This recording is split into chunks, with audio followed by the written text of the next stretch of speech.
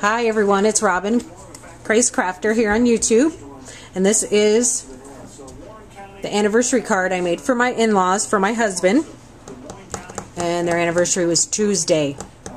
I hope that we're not the only ones that forget. So, but that's his assignment to remember. I have to remember my family, he has to remember his. And he's the only child, so it shouldn't be that hard. But anyway, here's the front, and then on the back I've been trying to add a part of the stamp to the collection, and then the handmade with, so let's get started on showing you what I did. Okay, now here's the card, and here's the card before I did anything to it, the color and that. Tested it here a little bit, but what I did is I learned this from Creations with Christine. It's her YouTube, and she said that maybe it wasn't Creations with Christine. If I find it, I'll put it on the screen. I don't think it was her now that I think about it. It may have been Paper Drama or somebody like that, but I'll find it and put it on the...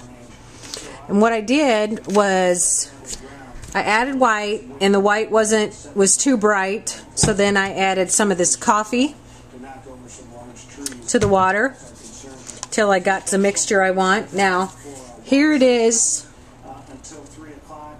without any of the distressed inks going across it, and I'm going to put some distressed ink on that real quick before I put it in the envelope. But I wanted to just have you guys see how it looks before. So, and you can see in different spots I did it thicker and lighter, and so I'm going to show you here real quick on here just a little bit how I did it. Now I took my brush and I dabbed it off a little bit so it wasn't so thick sometimes, and and then here and there I moved my brush so it wasn't always the same.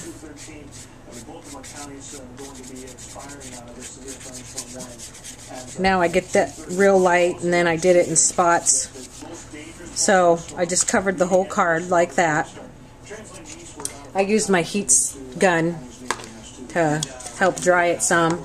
And the edges are still curling in that, but I think it's okay. And then I took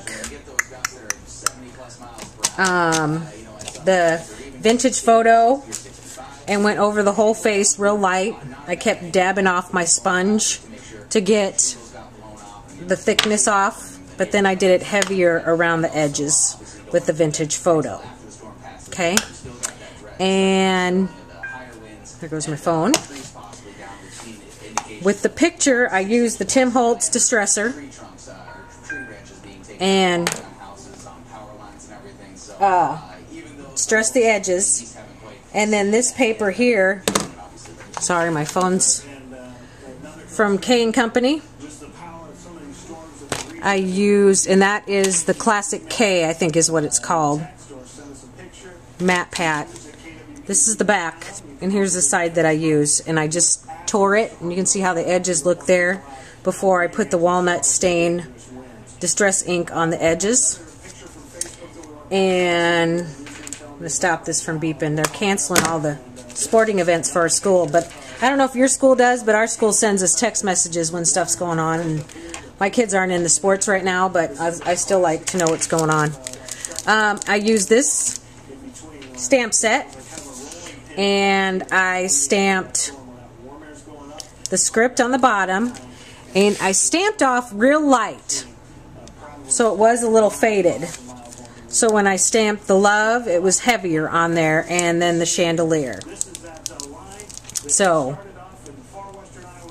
but I think it turned out real nice. And then on the inside, I stamped the little, yeah. And then I used this Happy Anniversary, which is a 1992 stamp from Stampin' Up! That I got on eBay. So, if you have any questions, just let me know. And have a great day. Hopefully you guys don't get storms and all that from where you're at. And once again, I used the Tim Holtz. And I think this is the Urban Grunge.